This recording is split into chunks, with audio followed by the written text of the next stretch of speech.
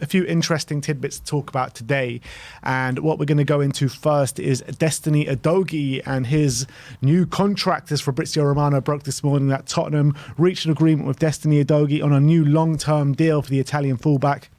Club sources confirm the deal is in place and sealed. Understand it's all done. Spurs are very happy with Udogie. Salary rise agreed. Destiny scored his first goal for Tottenham last night. Charlie Eccleshare echoes that, and he says Tottenham have reached an agreement for defender Destiny Udogie over improved long-term contract. Udogie's current deal runs until 2027, but is set to be rewarded with a new one that includes a pay rise. People within Tottenham Hotspur felt that Destiny Udogie had developed a lot in the year since signing, that a boy had become a man. Alistair Gold saying Udogie is set to sign a new bumper long-term deal with Spurs. Udogie has made 14 appearances so far this campaign and scored his first Spurs goal during the 4-1 win over Newcastle. And last but not least, Dan Kilpatrick says that Destiny Udogie's pay rise will reflect his status as one of Spurs' most important players and a full Italy international. Udogie is set to sign a new long-term deal just 5 months after arriving at the club. And look, I think it's only right for Udogie to get a new contract amongst probably some others in the Spurs squad right now. But have you ever seen a Spurs player get a new contract after only like 14 games? Yeah, it's been, I mean, maybe Dele Alli might have, but I can't remember since then. Yeah, probably not. And I think it's brilliant news. He's been one of the top left backs this season in the Premier League, not just for Tottenham. He's obviously had an amazing start to the season for him, off the back of 2 brilliant years in Italy as well for Udinese, where he was super consistent and got I think, did he get left back of the year last year or the year before that? Yeah. I think it might have been 2 years running. Was it 2 years running? And then I think he's really just taken to the Premier League like a duck to water, and 20 years of age still, so consistent. He's so physical as well. He bullies players who are a lot older than him, and he seems very, I know he can be rash sometimes, but even with that in his game, he seems quite a mature player, and I think he's performing so well, and I think he's only going to get better. And I think the fact that he's got a new contract so early in his Spurs career is testament to the start that he's had under Postecoglou and this season. And I think he's well worth it, 100%. And it's mad that he's already got a really long contract, but we felt the need to up it already. Yeah, at 20 years of age. Is he 20 or 21? But I mean, I think he's only 20. And for a player of that age to come into the Premier League and take to it like he has done is testament to the coaching staff, testament to the scouting network as well that Spurs have. Fabio Paratici for bringing him in. And look, you're right, he is rash, but I think that at 20 years of age, to show the maturity that he has done, he's only going to get better and better as well. And that kind of rashness in his game can be coached out of him and maybe harnessed in a different way, can't it? Exactly, and he's still so young, he's still got a lot to learn, and his performance level at the moment is incredibly high for his age and his experience. So I think he's doing exceptionally well, and I think we've got a real gem there. Yeah, agreed. Let's talk about some potential incomings. Ryan Taylor has been doing an article talking about Tottenham Hotspur and potential centre-backs that we could be tracking in this January transfer window. And the name on the list is Ilya Zabayarni of Bournemouth. Tottenham are continuing to track Bournemouth centre-back Ilya Zabayarni as part of their bid to land defensive reinforcements for Ange Postecoglou. Zabayarni was a player who was earmarked by Fabio Paratici previously as a possible target when he was still as the director of football at the club. If you remember, actually, a couple of years ago, we spoke about him quite a lot. Zabayarni, talking about, he's young, but I think he's a player that can be moulded in the image of what the club want to do. A player with high prospects, with a lot of talent and a big future in the game. And I think he's only started this season really to start getting a look in at Bournemouth on a consistent basis. But for what Paratici has done so far in terms of looking at players of the future of the club, I think this guy would be a brilliant acquisition. He's one that we looked at, didn't we, before Bournemouth signed him? I remember we were heavily into with him. Yeah, that's what I just said. Yeah, and he's one that I think a lot of teams around Europe were quite interested in. So I think he's actually I think last season for Bournemouth was a bit mixed. I think he maybe took his time to kind of settle in, but this season he's doing really well, I have to say. I think he's played every minute for Bournemouth, one of very few players in the Premier League to play every minute in the Premier League. I think he's really showing that he's capable of playing at this level as well. I think he's strong, he's tall, and he's quite good at playing out from the back as well. And I think he's one of Iraola's more trusted players. And a lot of talk obviously been about Lloyd Kelly, but I think he's actually been, especially recently, a really big standout. So he's still quite young as well. I think definitely he should be of interest to us. Why not? I do imagine though, like he'll probably come with a much bigger fee than someone like Lloyd Kelly. Though that's the sticking point, won't it? Like, how much will he actually cost? Because they paid fairly big money for him, didn't they? A year or two ago. It was I think it was what, like 20 million. Yeah, pretty decent fee. Yeah. So I mean, if they're paying 20 million, they probably want like to get rid of him this summer or this January. Definitely, they'll probably want at least double that. Yeah, I think so. So you're talking about big money. So can you see us splashing that kind of money on him, or do you think that it's more realistic to go for someone like a Lloyd Kelly or a Tosin Adebayo? I think in January, I don't see us spending that. Maybe in the summer though. And he's also given us some other names that have been on the shortlist for Tottenham: Morato, Giorgio Scalvini, Lloyd Kelly, Tosin Adebayo, Mark Guehi. For me, I mean, if we are going to get a centre-back in this January, I do see only Tosin Adebayo and Lloyd Kelly being like the most viable options. Yeah, I mean, those are probably the most cost-effective. They're homegrown as well. It depends how willing we are to spend money this January. There's been a lot of talk about us not being willing to spend money, and we know that recently as well, like we've kind of a lot of the time gone for the cheaper option, and it's kind of worked in our favour. So whether we carry on with that. Also, Tosin has come back for Fulham, to be fair to him, last couple of games and looked really, really good, and I've seen a lot of praise from Fulham fans for him about his performance level last couple of games. So he still hasn't signed that contract, so it'll be interesting to see if they're willing to let him go in January. Maybe he's definitely one to keep an eye on. Yeah. Tosin playing himself back into form as well after the long injury that he had, scoring a goal at the weekend against West Ham, so he'll fit right in. Of course. Another player that we're going to talk about is Calvin Phillips of Manchester City, as Gazzetta dello Sport saying that Tottenham are amongst the clubs interested in signing Calvin Phillips next month. I would be really interested in a deal for Calvin Phillips, but I would only want to bring him in on like a kind of loan until the end of the season. I think if we were to bring him in, he'll be very valuable for the month of January when we do have players going to the AFCON and everything like that. But as a long-term signing, I just can't see this working just because we're so stacked in midfield. That's the reality, isn't it? We got Bentancur to come back, Basuma and Sarr looking great now. Kulusevski's looking like a midfielder as well. He looks like his place, his future might be there. Lo Celso's still there as well.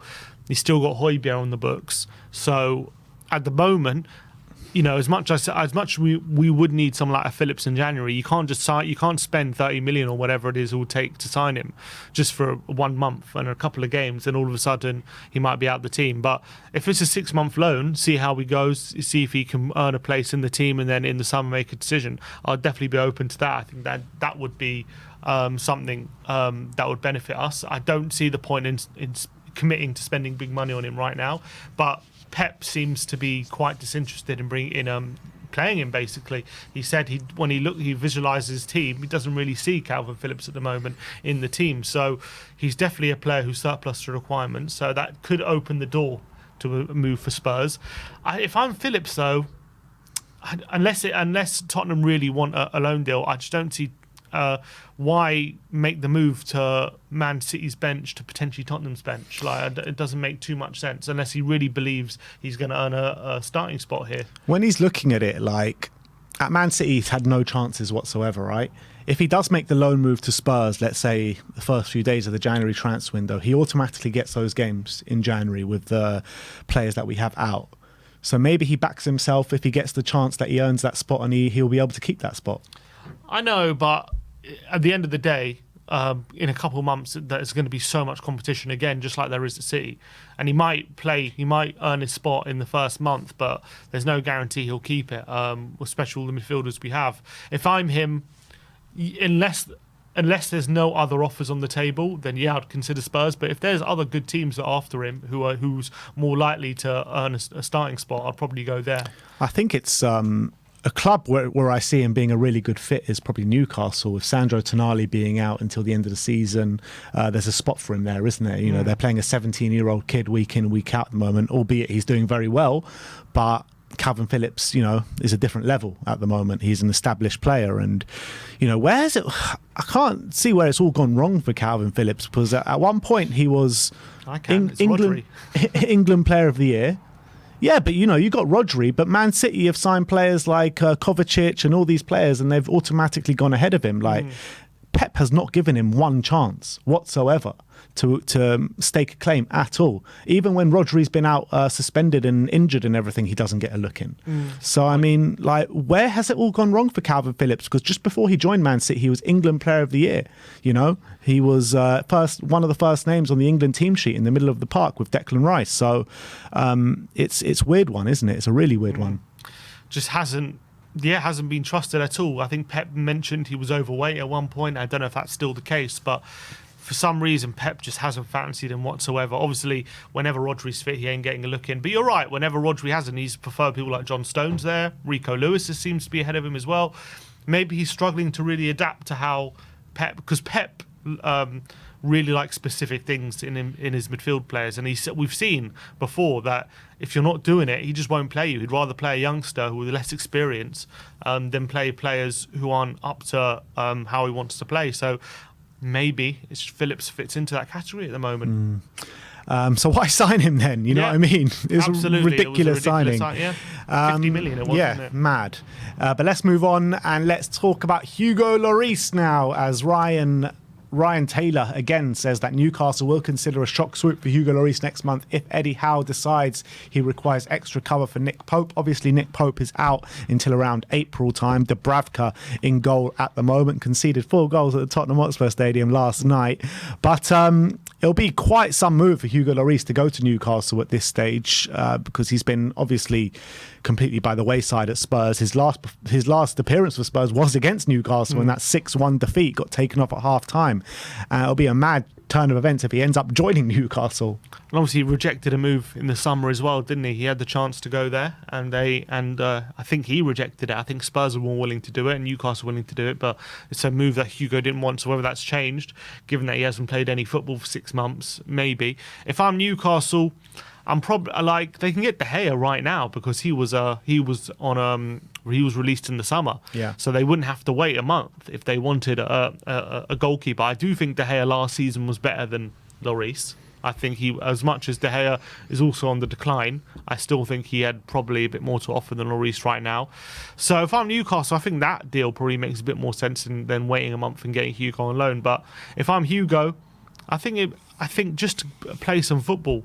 You can't go too long at his age of being out of the team when then all of a sudden you start getting forgotten about and people don't consider you anymore. So I think you need to get back on the pitch and show people what you can do if you still believe you've got a lot to give in your career.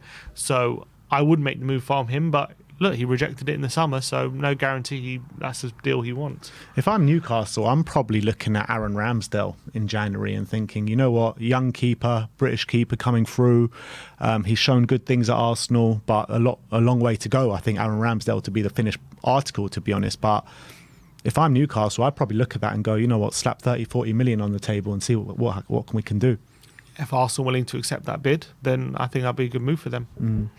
And last but not least, we're going to talk about Dele Alli. And there's been an interesting, well, not so interesting, but the Times are reporting that Everton have rejected Tottenham Hotspur's proposal to reduce the 10 million fee on Dele Alli to 8 million, but also the number of appearances required. The deal would ease Everton's financial worries and increase the chance of Spurs getting a fee, but Everton have rejected that. So looks like there's still a standstill, doesn't it? I don't know what they want. They want Tottenham to just waive the fee completely, I'm guessing, or they want Tottenham to just lower the fee without lowering the appearances. Tottenham, I think, have made, I wouldn't say a gesture of goodwill, but they're willing to negotiate. Clearly, they're willing to lower the fee that they're getting, but they also want to know that if he makes those appearances, they will get the money. So I don't think Tottenham are doing anything wrong, but Everton clearly are more interested in saving money than they are in getting Dele Alli back on track at this point, because it looks like Tottenham are willing to make moves here. Yeah. those evil bastards, Tottenham. How could they, lower the fee for someone like Dele Alli trying to help Everton, and then, fine, they're trying to kind of look after themselves as well, trying to get a guaranteed fee. But then it brings me back to the Richarlison story as well, like Everton blaming Spurs for them getting docked points and being in this financial issues that they do have for not paying an extra 20 million for Richarlison.